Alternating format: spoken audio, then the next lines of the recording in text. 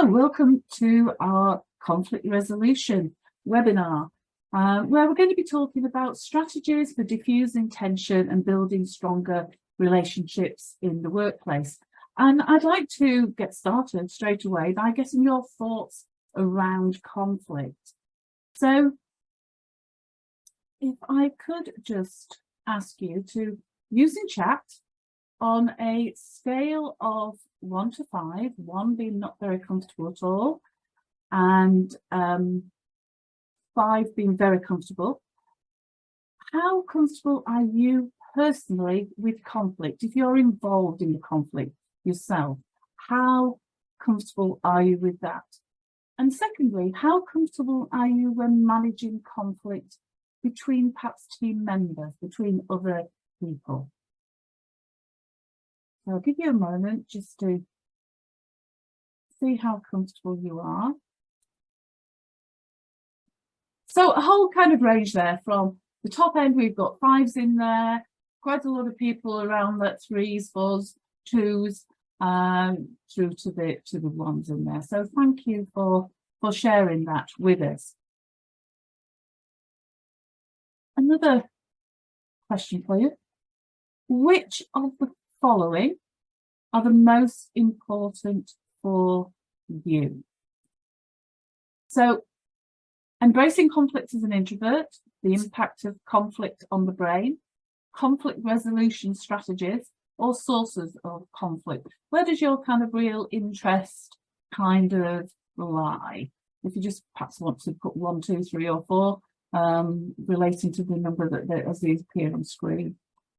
I was around 3, so the resolution strategies is really where people's 2 and 3, 1 and 3. Yeah, excellent.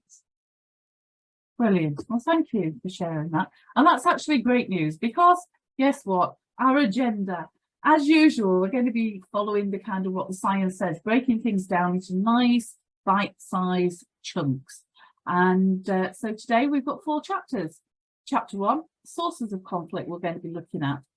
Chapter 2, we're going to be looking at the brain and conflict. Then in 3, we're going to be looking at conflict resolution.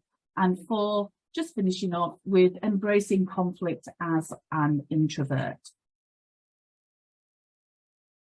For those of you who don't know me, my name is Michelle McArthur-Morgan. I'm the founding partner and creator of the Jigsaw Discovery Tool. Started my career off in the hospitality sector, working both in operational and in leadership positions throughout the years, before moving into learning and development some 4 years ago now. And my kind of background is within I had a degree in psychology, and for the last 12 years and continuing today, I study neuroscience, and I've just actually started a beginning of a very long journey to what hopefully may end up with me having a doctorate in occupational or organisational neuroscience. So that's the kind of a little bit about me and my background. If you were later joining us, please do feel free to pop any questions, should I say, into chat as we go through, and I'll do my best to kind of answer those as we go. So, sources of conflict. And again, please use in chat, what are some of the main sources of conflict in your workplace? As far as you're aware, what are some of the main sources of conflict that you actually see? Starting to see something through there, interpersonal relationships, conflicting opinions, hierarchies, the way people communicate or don't. Yeah, nice one, Terry. Hybrid versus working from home, people feeling workload is different, yeah. Different ways of working relationships, yeah, absolutely, perfect. That's brilliant. Well, thank you for sharing that. So the first point that I really do want to make, and it's actually come out in some of your answers there in chat as well, is that conflict is, first of all, it's a natural part of any workplace. And one thing that we all need to kind of just be aware of is that it is cognitively demanding. It requires huge amounts of emotional resilience to resolve.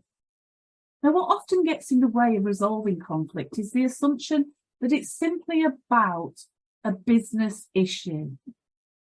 However, from research, what we actually know that in many instances, factors such as personality clashes, differing working styles are the real cause of conflict.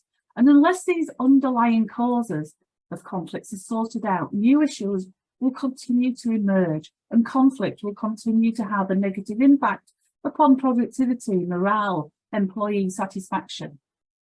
So I just want to take a few moments just to delve deeper into how behavioural preferences are a source of conflict.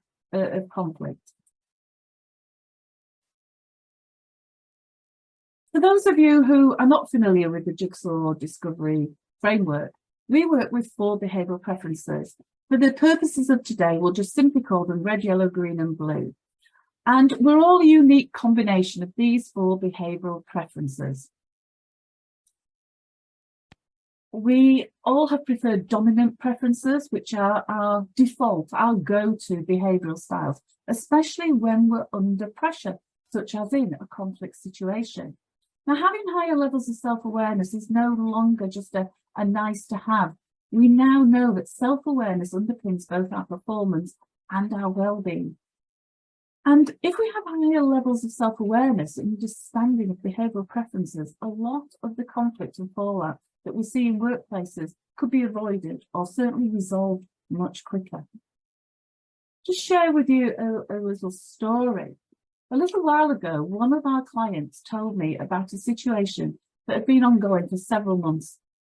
And it was between 2 team members.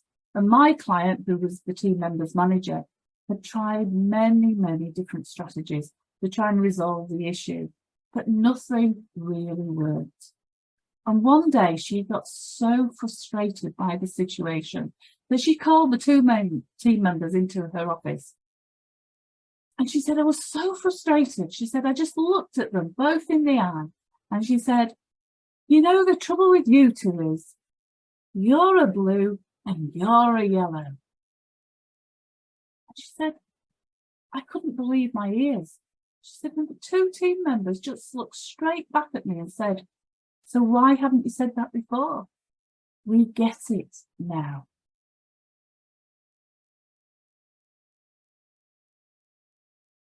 So that's the power of having that understanding and how it can help resolve those conflict situations or totally avoid those conflict situations. So if you're not familiar with the Jigsaw framework, you will no doubt recognise these 4 being basic behavioural styles. In the case of my client, her team members, one was sensing and thinking, and the other was an intuitive feeling individual. So what I want to do is look at some of the typical sources now of conflict for each of the 4 behavioural preferences. So we'll start off, first of all, with our, for the purposes today, our red.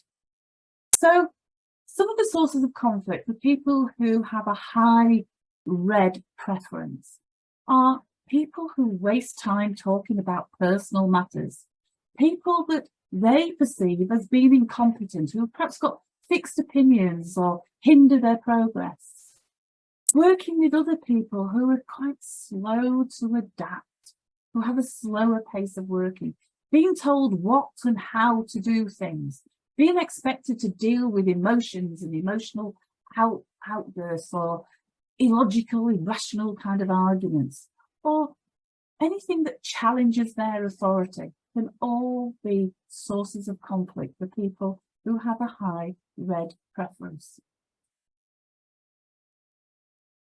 People who have a high yellow preference, some of the sources of conflict for them can be when other people are reluctant to explore or exploit opportunities of potential, when perhaps other people make unexpected harsh comments, for example, they take those very personally and can be that source of conflict. The belief that someone's actions are not genuine and there's a bit more of a sinister meaning behind them. Unnecessary bureaucracy that holds them back, feeling railroaded or fenced in. People who also don't appreciate their need for fun, and often people who therefore perceive them as actually lacking in commitment. And the other source of conflict is being told that they cannot do something. For our green preference individuals, sources of conflict for them, the things around the kind of lack of balance between work and home, people who appear to have these unrealistic, grandiose ideas, actions which reduce their sense of belonging, lack of consideration for emotions and feelings, compromising of their values, feeling undervalued, taken for granted, disregarded, when other people are victimized or kind of put down in some way, seeing other people get hurt or upset, when their own values and beliefs are challenged, or when they perceive that other people are unwilling to try and resolve differences. And lastly, for people with a blue preference, for them it's a lot of it is about being pressurized into making a decision, not having sufficient time to think through ideas and important matters, not having that time to discuss things, having their trust or their ability, their knowledge brought into question. People who make things personal and make issues emotional, and when things are not done correctly, especially when logic isn't applied or processes and systems aren't followed.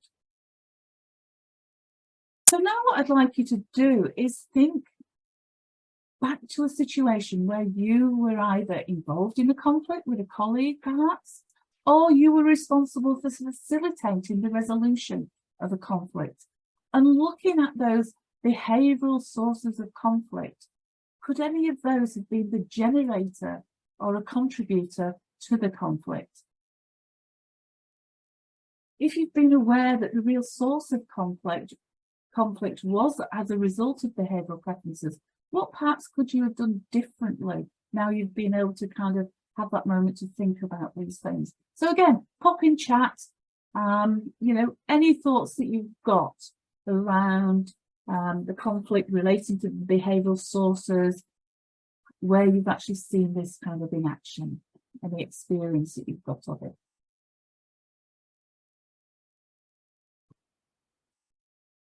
As a preference for I can totally see when I was in conflict with my then red manager. Yeah, I've seen all of these in my years. Yeah, absolutely. It all makes sense. Perfect. No, people who fail to follow procedures, I think you better. Yeah. Nice one, Craig. Okay, another source of conflict that is often overlooked is when we perceive there is a potential threat to one or more of our 5 social domains, which are important to our survival. Some of you, I am sure, will be familiar with David Rock's SCARF model, and the SCARE model is a very similar model. If a careless remark gets made by a manager, a thoughtless lack of thanks for a great job done, an unreasonable request, or worse, an over-the-top reaction to a mistake, these are all things that can create a perceived threat to the person's social domain and may trigger a threat response. How the individual reacts in these types of situations differs. Some people may react irrationally straight back at the person who they feel is threatening their social domains. Others may go quiet, they may retreat, they may sulk a little bit, simply disengage and avoid any kind of contact with the perpetrator. But very often, our reaction when we receive this perceived threat can make the situation worse and lead to conflict or an escalation of the situation. And we'll return back to that a little bit later on. But that is another great source of conflict, those 5 social domains, when we pick up a perceived threat. So moving into chapter 2, the brain and conflict. And in this chapter, we're going to be looking at some of the neuroscience and what goes on with the brain when conflict arises. We know that the brain naturally defaults to a foe response. It's part of our survival instinct. And we become wary and cautious when we come into contact with a person who has a different physical appearance to us or behaves differently to ourselves. And whilst this is a marvellous defence, that if we're a soldier fighting in the middle of a conflict zone, it can help save our lives. But in everyday life, it can honestly get in the way of building strong relationships, making conflict far more likely. Within the brain, different neural circuits activate for when we are in the presence of friends or perceived foes. When we perceive a person as a friend, the same brain circuits we use to think about ourselves are active. And although this is generally a good thing, it can actually also mislead us into believing that what we believe to be true, the other person also believes to be true. And if this is then proven to be wrong, it can result in triggering a threat response. Now, when we perceive a person to be a foe, we are likely to make more misjudgments and misread their intentions, again, increasing the likelihood of conflict. And perceiving someone, as I said earlier, as a foe is cognitively demanding, as we often have to work very hard to dampen down our emotions, to inhibit those reactions, and even predict the future, all of which further deplete our brain resources. And your brain makes the decision. This is not something that you do consciously. This is at an unconscious level, a non-conscious level. Cognitive biases also play a role in foe perception and conflict. For example, we generally interpret statements, behaviours, and events in a way which reinforces how we think and what we believe to be true. So when we perceive someone as a foe, this bias, known as the confirmation bias, is even more powerful, further strengthening the conflict. Anything the person says or does is viewed in a negative light, confirming that the individual is indeed a foe. It becomes a self-fulfilling prophecy, driving an even larger wedge between the parties involved. When we think of somebody, regard somebody as a foe, we stop hearing what they're saying, often dismissing their suggestions and possible even solutions to the conflict. We also know that when someone is perceived as not like us, the foe response happens more naturally, and it's much harder to overcome. Now, as a leader, the question for you here, as a leader, you will inevitably encounter situations where this happens. And I'd just like you to share with us now your thoughts on what would you do to overcome that effect of the perception of somebody not being like me? So how would you go about overcoming the effect of that perception that somebody isn't like me? What would you do in that situation? Pop again your thoughts in chat for me, that'd be great.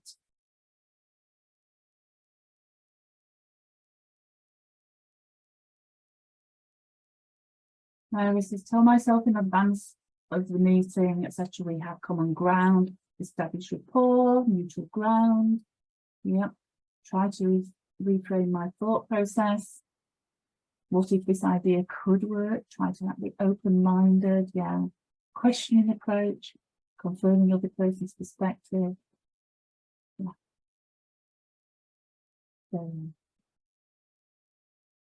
All about, and again, it's very much been reflected, it's all about encouraging and supporting the parties, yourself, to seek out similarities through perspective taking. So perspective taking is a really useful strategy when there's conflict. And perspective taking tends to focus on the cognition, the thinking of the other person, rather than that more traditional empathy, which tends to focus more on their feelings. And there are a number of questions which can support cognitive perspective taking. So here are just a few of the questions that you may consider asking to support that cognitive perspective taking. I'll just leave you to read those on screen.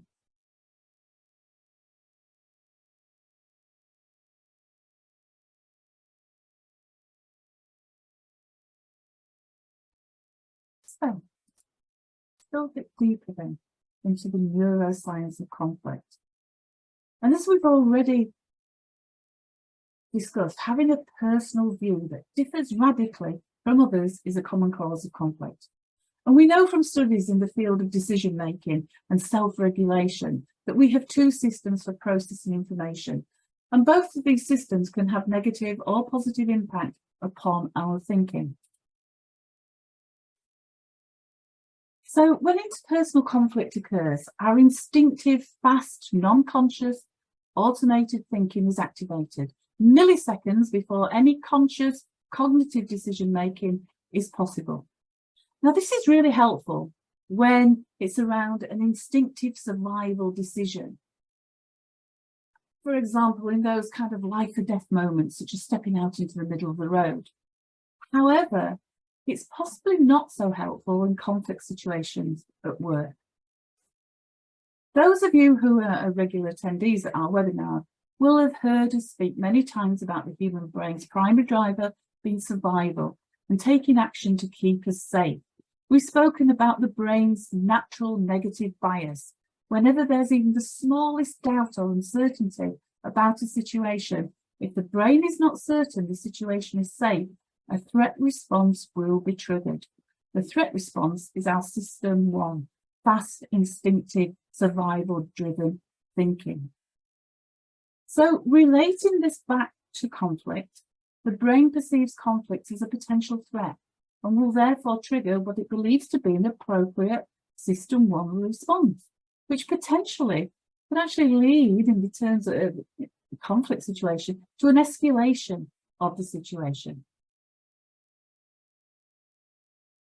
However, system 2 thinking is also not without risk in a conflict situation. If we activate our deliberate conscious thinking network in an effort to regulate our emotions and our response, to be able to actually respond rather than reacting, because the system 2 network is resource intense, it consumes all the available oxygen and glucose, and that then may limit our ability for further objective and dispassionate analysis, make it even harder to maintain rational thoughts and decision making as we go forward. When we don't understand how the human brain works, it's very easy to take it for granted.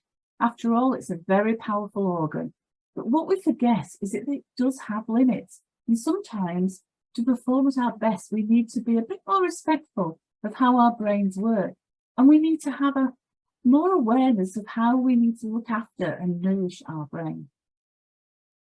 The good news is, however, that not everyone has to agree on everything all of the time. Successful teams need some degree of managed conflict to be able to critically evaluate all the diverse perspectives and great ideas that are put forward. So when conflict does occur in the workplace, it's important to be able to identify the source of the conflict and differentiate between that conflict resulting from interpersonal differences and conflict arising from the job or the task, so that we can then start to apply the appropriate resolution strategies.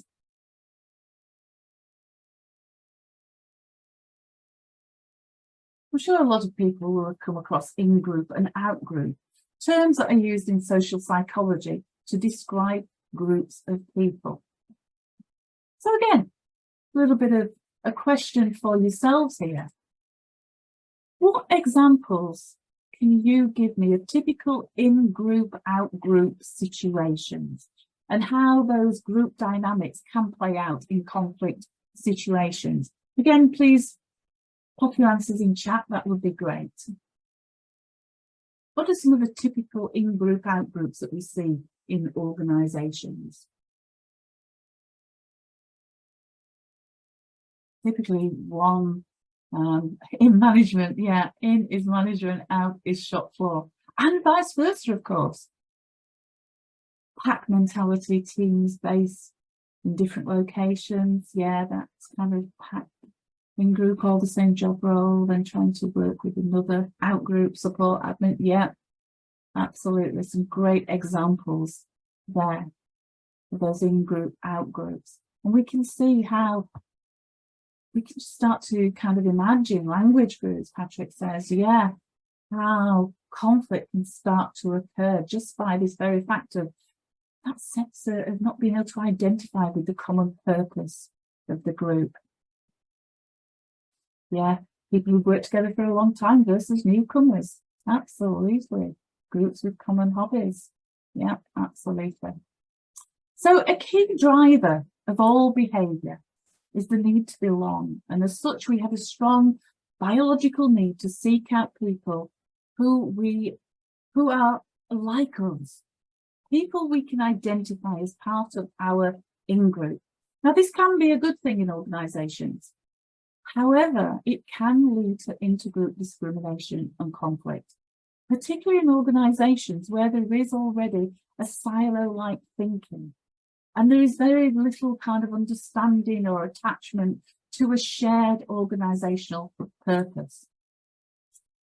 Within in-groups, research has shown that there is an increased willingness to accept social risks in order to achieve that lasting emotional, cognitive and behavioural connection or belonging.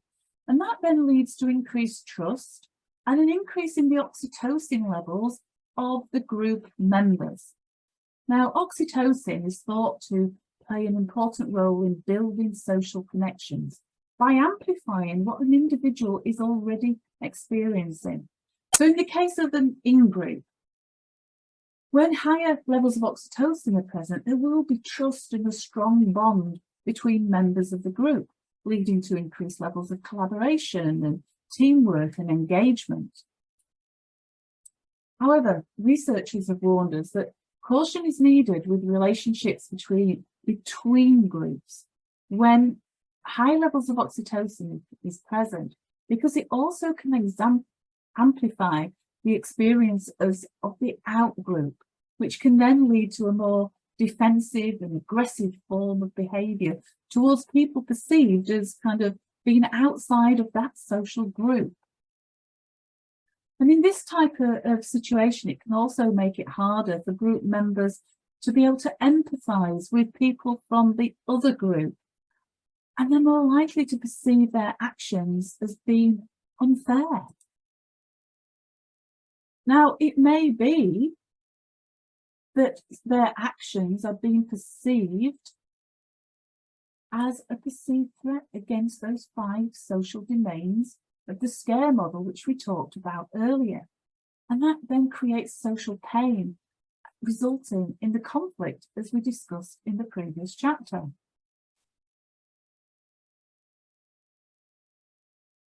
One strategy for managing conflict, which has been created through the trigger of the threat response to those social domains, would be to review the conflict through the lens of the 5 social domains.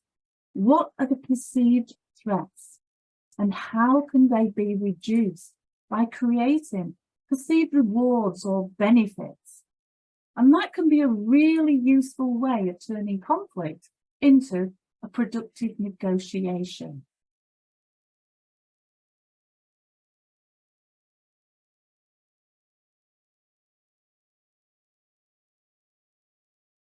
So far today then, moving into the chapter 3, around conflict resolution, we've looked at some of the sources of conflict other than task-focused conflict. We've looked at some of the science of conflict and what happens with the brain in conflict situations. And we've also looked at a couple of strategies for managing conflict. So we've mentioned perspective taking, that strategy to help overcome conflict, which has arisen from the perception of someone being a foe or part of an outgroup.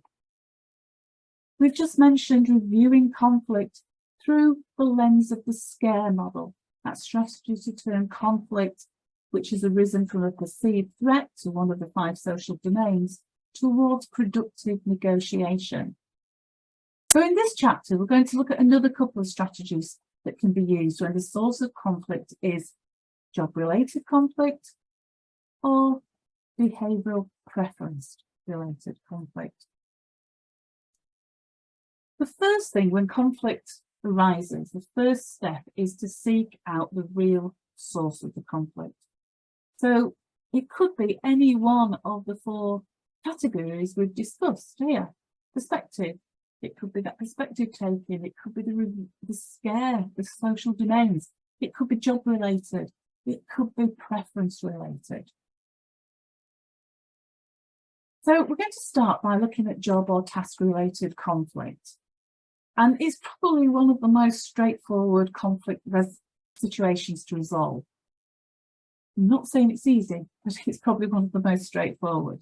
There are numerous problem-solving models which can be used in these situations. One of the models that I particularly like is called the 5-column approach, which is a brain-friendly, strengths-based approach developed by Wayne McCashin in 2017.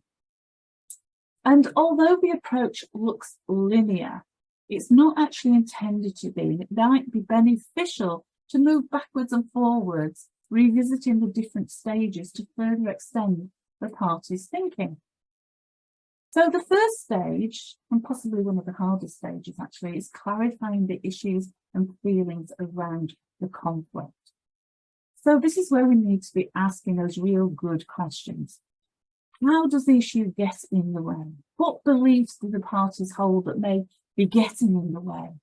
What else does it affect, and how does it affect other things?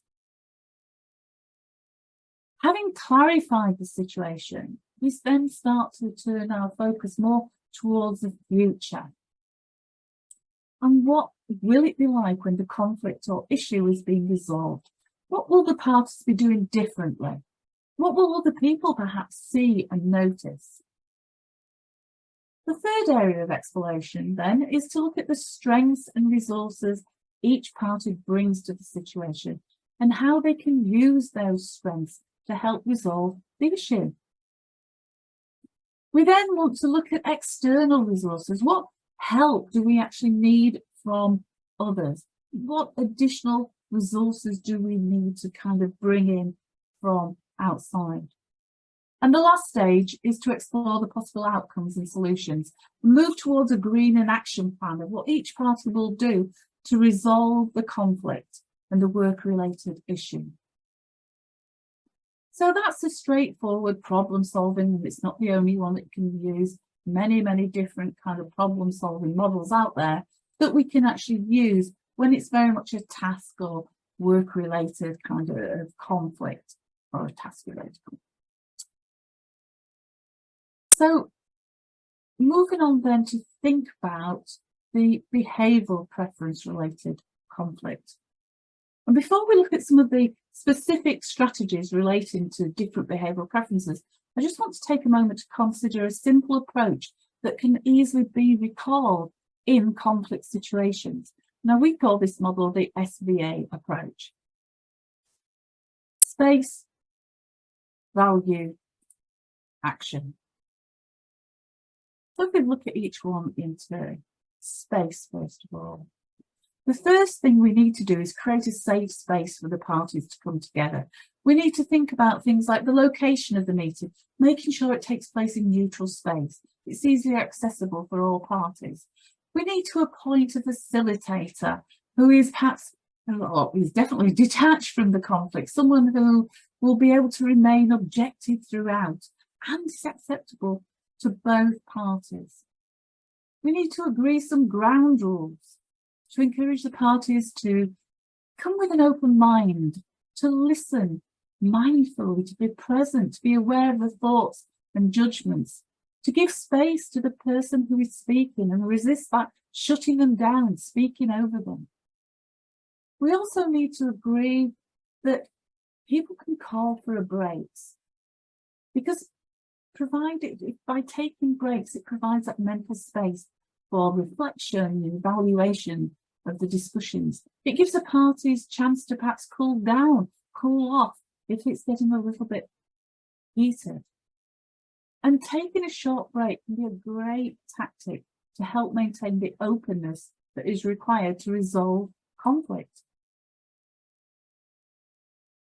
We then had value. So value is about starting, as we did with the previous model, clarifying issues, to have some clarity of the specific issues that are generating the conflict. And then once we've got that comprehensive and clear understanding of the issues, the next stage is to acknowledge the contribution of the behavioural preferences of the parties involved and how they contribute to the conflict and how these differences may have augmented the situation. For example, thinking preferences bring kind of logic and are much more comfortable with conflict situations. They tend to have a clear idea of what an acceptable outcome will look like. Whereas people who tend to have a higher feeling preference bring much more of a people focus to the issue. They're concerned with the fairness, ensuring that everybody's opinions are appreciated, that everybody has a chance to speak. And they're often more likely to be able to move away from a singular position in favour of perhaps even a compromise to reach a resolve the conflict. So lastly, the third, the A, is for action. So here we've created the safe space. We have looked at how the behavioural preferences contribute or have contributed to the conflict. So now this stage, it's about what do we need to do to bring around closure to the conflict. So the first thing to do, we need to establish some guiding principles. What criteria will be used in the decision-making process? And these should be agreed by all parties there. And that will ensure then that the reasoning behind decisions it's out in the open, it's openly communicated, and it's been agreed upon by all parties. Once the criteria have been agreed, then options can then be generated and explored before agreeing upon the specific actions that will be carried out. But once we've got as far as getting those specific actions, we don't just stop there. We then need to take it that one stage further and to be able to draw a line under it, to seek closure of the conflict. So we need to kind of come to a closure of the meeting with the sentiment that basically, look, we've resolved the differences, we've worked it out. It's now time for us to get back to work. Just drawing that line, seeking closure.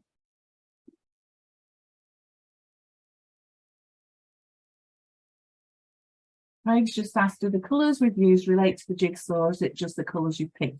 No, in the circles, the space value action colours don't particularly relate directly to the jigsaw colours. It's just the part of the colour theme, so I just kept the colours going, Craig, that's all.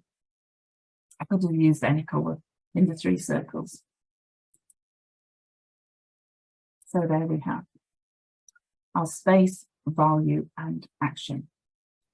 So now let's move on and look at some of the strategies that you can use to resolve conflict based on the individual's behavioural preferences. So we're going to look at some of the things that individuals will require if the conflict is to be resolved, and some of their blind spots that the individual and the other party should be aware of. So we're going to start with the red behavioural preferences, we're calling it today. So the things that the red require. They require succinct and direct input. They require decisiveness. They want issues to be closed once they're addressed, not to keep being brought up. They want to have their observations, their thoughts listened to. They want agreement of what is at stake and the desired outcomes at the beginning before we kind of get into discussions. They want an element of autonomy. They want to be able to challenge what is being said. They want the freedom to rewrite the rules if the rules are no longer serving the purpose. And they want to maintain that focus on the purpose and the goal throughout the meeting. Some of the blind spots that everybody needs to be aware of from the red behavioural preferences, their intolerance of time wasters. When we're discussing unrelated issues or feelings and emotions. Another blind spot is they tend not to have an awareness or give consideration for the impact that their words and actions may be having on other people. They don't always offer sufficient support or recognition to other people. And there is also a tendency of the red behavioural preference to kind of push for a conclusion as speedily as possible without necessarily getting all the information out there. If we then look at the requirements of our yellow behavioural preference, the yellow behavioural preference, they like people to have positive mindsets, to start from the footing that the resolution can be achieved. They like the approval and recognition of their efforts from other people. They want the flexibility to explore possibilities. They want opportunities to bend the rules if need be. They want the freedom to run with ideas, not being reined in too quickly. They like to think outside the box to find new solutions, novel ways of doing things, working things out. And they like an environment that values individuality and allows them the freedom to do their own thing. Not everybody has to do the same thing. What are the things that they are looking for in order to resolve a conflict situation? Some of their blind spots that we need to be aware of. They do tend to take criticism personally. They don't always value people who tend to stick to the rules. They don't always see the necessity for, there are times when we do need to stick to the rules. They may become frustrated with long, drawn out, messy situations that for them, there is no easy solution to. And they also might have a tendency towards avoiding conflict, simply to escape the burden of it. With the yellow behavioural preference, they don't like anything that is kind of go on for a long time, that is going to weigh them down, to take away that freedom that they like.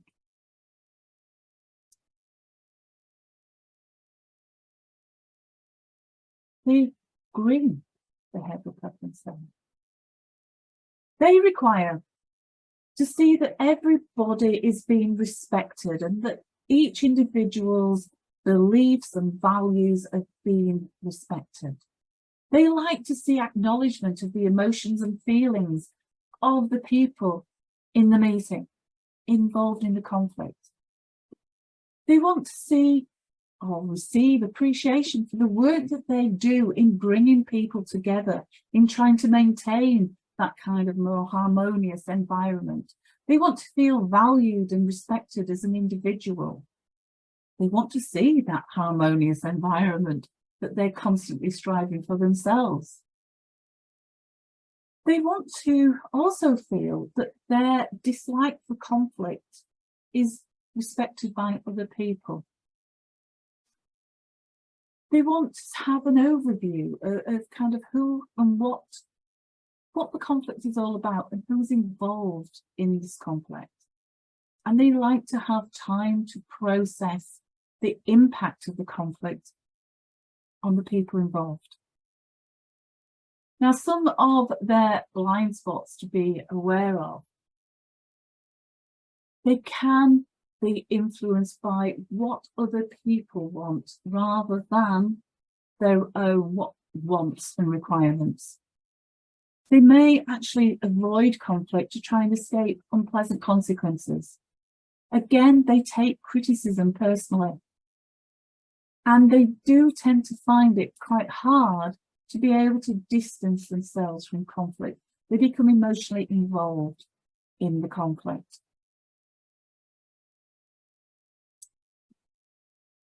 So with our blue behavioural preference then, for them they require respect for the rules and procedures.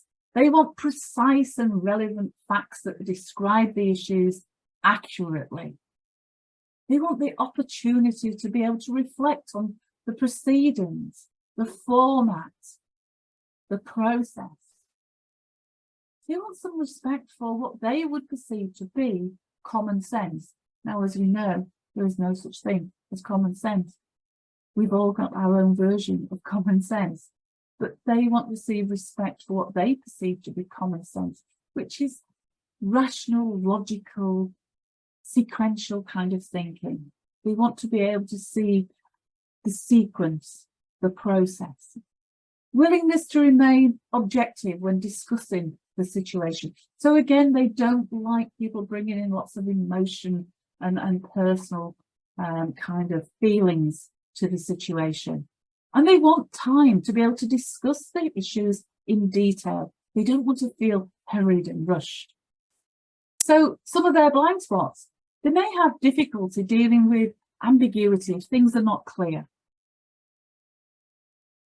They don't necessarily value people who want to spend time striving for harmony above principles. They don't always consider the impact of their comments on other people. There may be a tendency for them to overcomplicate, to overthink a situation. And they may want to take too long exploring what the conflict is all about, rather than focusing on the solution and resolving the conflict.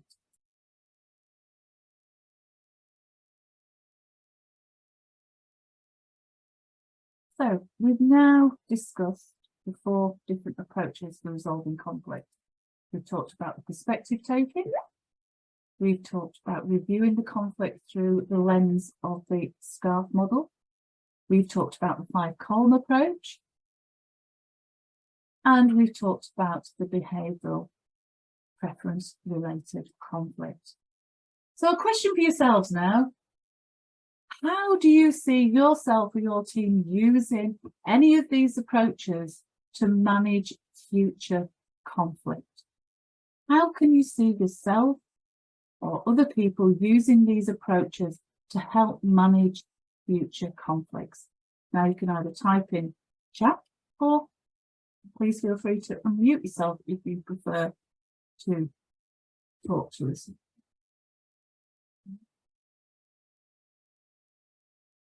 Job related and the SVA.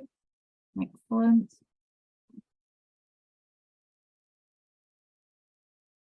Use language carefully to not offend and criticise by accident. Yeah. Give people time to reflect. Yeah. Importance of being aware of different personalities, working styles all contribute to an effective, cohesive team. And tolerance is essential. Absolutely, Fiona. Yeah. Tolerance and understanding, that valuing of difference.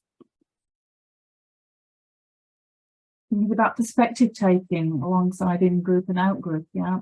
Running workshops to see how people view themselves and how that is perceived by others. Yeah, really important, Craig. It all starts with that self-awareness and that understanding of ourselves and other people and what we each bring to the table. Insightful to consider different preferences in advance, reflection. Fine. Going to use job task related approach as a follow on from the colours instruction in our management plan work to try. Yeah. Keep conflict from becoming personal. Absolutely. Great. Okay, so as we come into the last few minutes then, we look at embracing conflict as an introvert. So the most common approach to conflict situations for people who have a preference for introversion is avoiding. Now, Eysenck in 1979 established the link between introversion, extroversion, and levels of arousal. And extroverts experience lower levels of cortisol arousal, which causes them to seek out external stimulation. Whereas with introverts, they already experience higher levels of cortisol arousal, internal arousal, which puts them at risk of being overstimulated with external stimuli. And that could then lead into increased levels of stress. So people who are introvert tend to seek to avoid too much external stimuli. But what are some of the potential risks if issues are left unattended, if the situations, conflict are avoided? It may lead to delays in work, and that could lead to increased frustration between team members. Other people may kind of walk on tippy toes around introverts rather than speaking candidly. They may miss out on having their say and being involved in collaboration. Relationships could suffer. Team members might start to resent the way that the introvert just leaves issues unresolved and avoids conflict situations. Now, there are times when leading into conflict rather than avoiding it can be a real benefit. And these are some of the things that the introverts need to appreciate. For example, if you've got a problem with workload issues, if you, as an introvert, you avoid the situation, then it could end up where you end up with being kind of an unfair share of the workload. So in those situations, there are times when introverts really need to learn to lean in to the conflict rather than the avoid approach. But there are also times when, in certain contexts, an avoid approach may be really effective. Some of those situations, typically, trivial issues. To buy more time if you want to gather further information.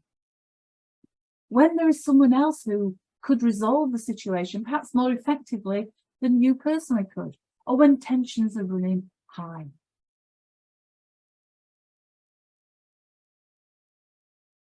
People who have got a preference for introversion can adapt their behaviour to manage conflict more effectively. So some of the things that they can do is, first of all, decide what is important and put your focus, your energy and your attention on those important issues and forget the things that aren't so important.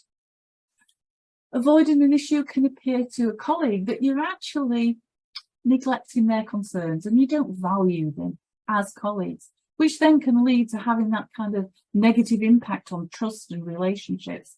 So what we need to do as an introvert in those situations is actually provide a reason for why we're not dealing with the situation at that moment in time, but offer some assurances that we are going to deal with it and give them some kind of time frame for when we are going to be dealing with it. Try and avoid emotional outbursts. Learn to regulate your emotions to enable you to remain calm, even if the other party is all angry, upset, emotional. Remember to give the other party the benefit of the doubt. Don't just jump to conclusions, because we never really know what might be going on for another person.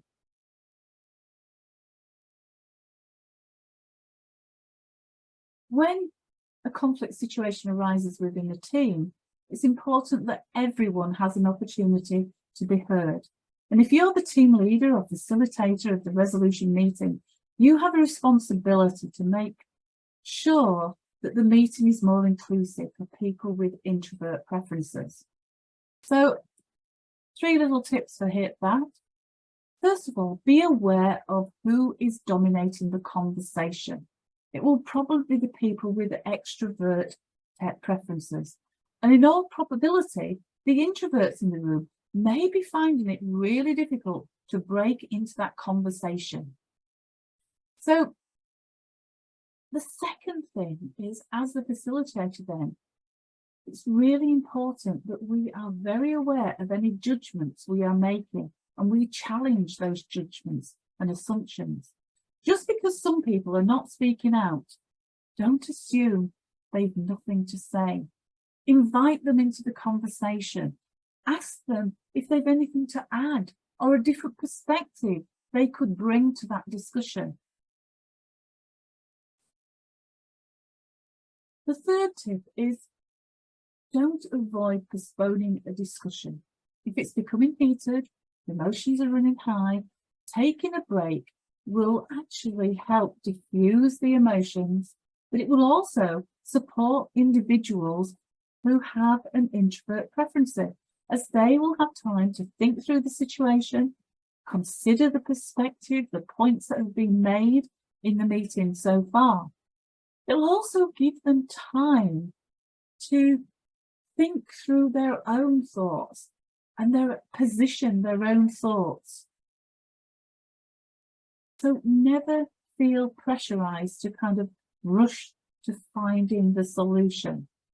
Not about dragging it out, but it's about going at the pace that is appropriate for the meeting. But, as I say, not being frightened to postpone the meeting, take a break within the meeting.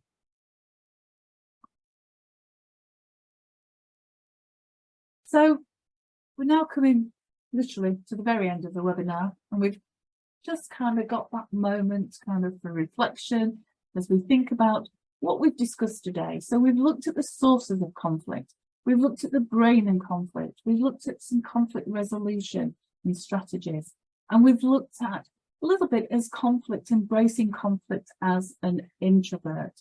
So I'd like you to be thinking about a key kind of takeaway from today for you, and perhaps popping that in the chat for me. That would be great if you could do that. And as you're doing that, just really, I'd like to thank you for joining us today. Happy to answer any questions that you may have.